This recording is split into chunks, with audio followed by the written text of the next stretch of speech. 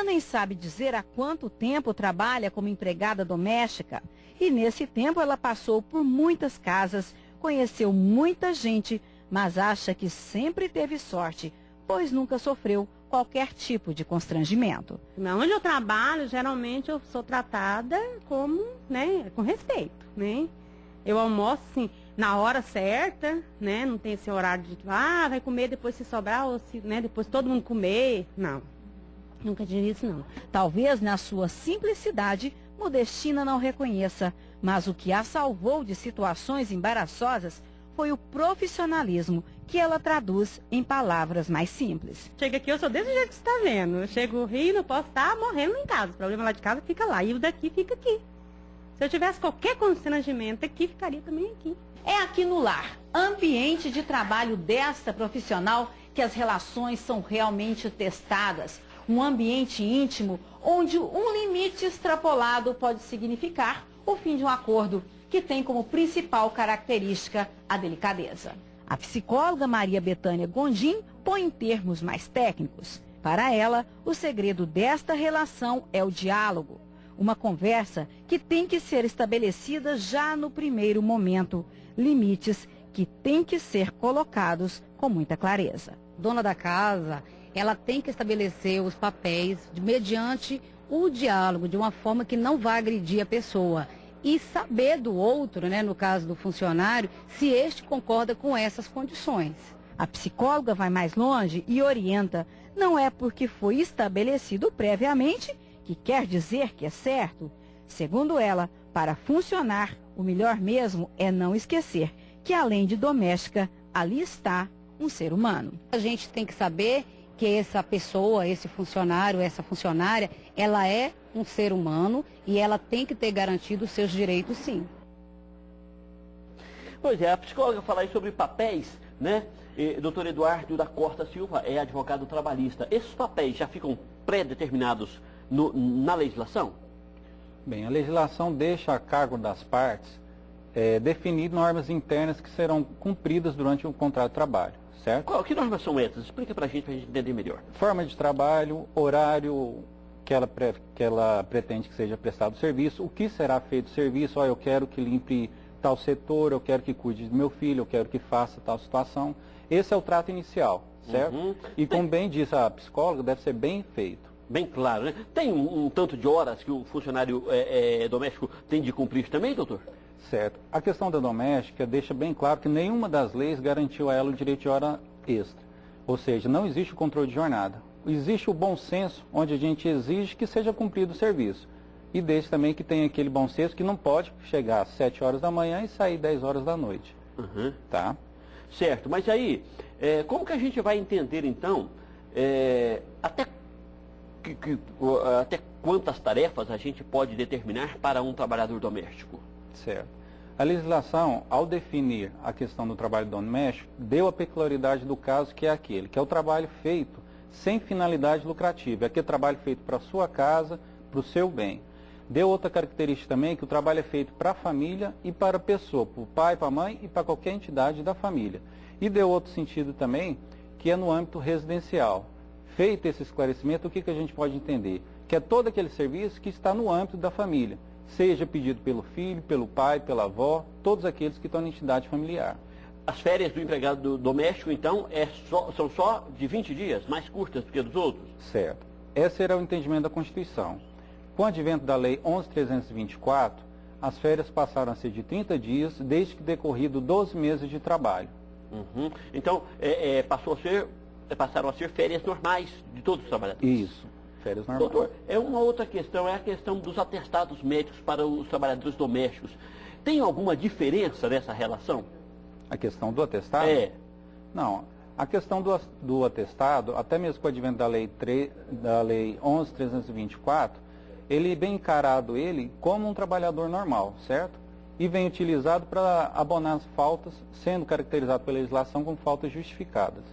Bom, e a questão da utilização da estrutura da casa, doutor? Banheiro, sofá, televisão, como é que normatiza isso, se é que precisa ser normatizado? Kleber, esse ponto é muito interessante, porque é o seguinte, a lei não determina que o empregado doméstico tem uma certa restrição, seja adentrar ao quarto, seja a sentar no sofá. O que fica aí no caso? Fica o critério do bom senso, tá? O que acontece? Deve ser bem tratado toda a situação antes da contratação. Feito isso, cabe às partes ter um bom senso a limitar o que é e o que não deve ser feito. Cada um tem um direito, cada um tem uma obrigação. No âmbito familiar, a gente tem uma situação como um contrato normal, onde ambas as partes têm direitos, só que lá a empregada presta serviço na sua residência e mexe com certas coisas íntimas. Tem acesso a certos pontos que outras pessoas não têm. E é natural que um direito possa ser violado ou não.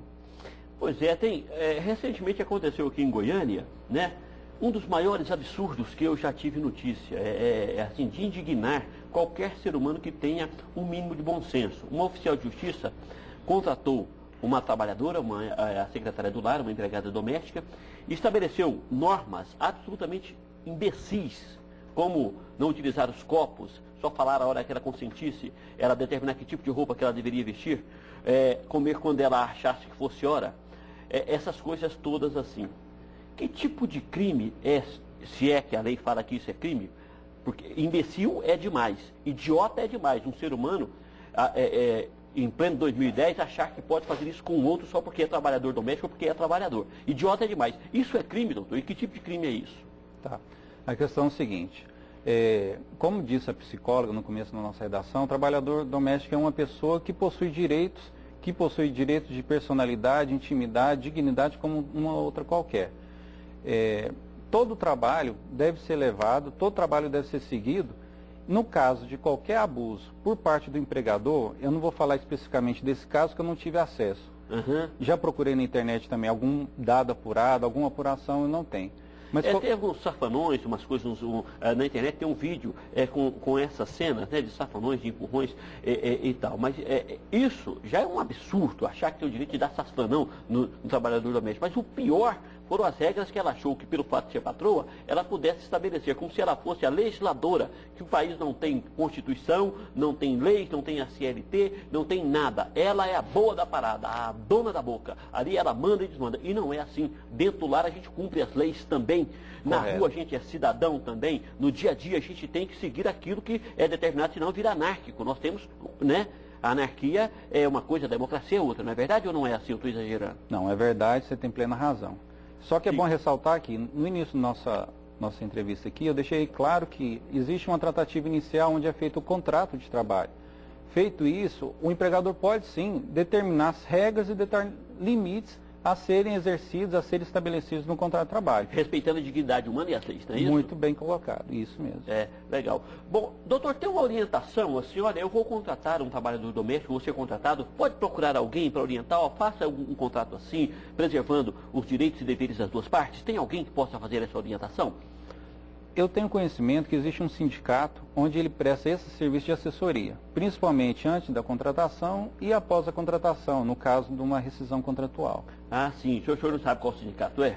Eu posso procurar e passar para a produção e aí você divulga para todos. Não, legal. Então a gente vai ficar devendo essa informação para você. Você que acompanhou a nossa entrevista, a gente vai trazer para você onde você pode conseguir uma orientação, né? Para fazer esse contrato, tanto você trabalhador quanto você que contrata um trabalhador para colocar dentro da sua casa. É uma coisa muito séria também, né? Tem acesso a quase tudo da família e você vai ter essa orientação que ela é fundamental. Eu quero agradecer muito ao doutor Eduardo da Costa e Silva, advogado trabalhista. Deixa eu te perguntar alguma coisa para o senhor que é fundamental, que precisa ser falado, doutor? Não, eu queria só acrescentar o seguinte. Fique à vontade. A gente tem acesso pela internet hoje a uma série e número de informações. Dentre elas, eu ressalto no site do Ministério do Trabalho e Emprego. No site do Ministério do Trabalho e Emprego, a gente tem uma cartilha onde trata de trabalhador doméstico, direitos e deveres. É uma cartilha muito interessante, hoje eu tive até um acesso, são 36 folhas, onde determina o que é abuso, o que não é, o que pode, o que não pode, o que deve ser pago ou não. Muito bom. O senhor tem o endereço de cabeça? www.mte.gov.br. Aí lá procura o link, trabalhador doméstico. www.mte.gov.br.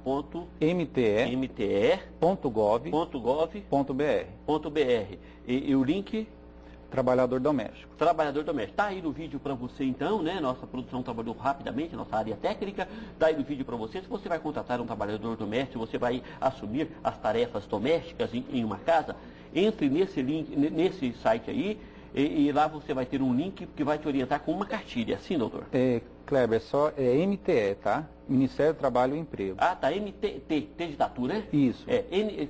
Troca o P de pato pelo T de tatu aí, ó, fica certinho aí, ó, legal, é desse jeitinho aí, então você vai entrar lá e você vai ficar bem orientado. Helena Fernandes, do Conjunto Veracruz 2, parabeniza pelo tema e pela linguagem de sinais, porém acho que o quadrinho está pequeno. Vou aumentar o quadrinho, né, Helena, para ficar maior, para o pessoal dominar um pouco mais, pôr o tab um pouquinho maior aí, né, a gente vai ajeitando aqui, tá, esse é um procedimento novo, o cenário já estava pronto, então a gente tem que enquadrar, é uma confusão técnica que você não entende, mas a gente vai melhorar, tá? Pode ficar tranquila. Muito obrigado a você por ter ligado. É muito bom que tenha a sua participação. Muito obrigado ao doutor Eduardo da Costa Silva pela presença no Jornal Brasil Central. Uma boa tarde para o senhor, doutor. Eu agradeço e boa tarde a todos.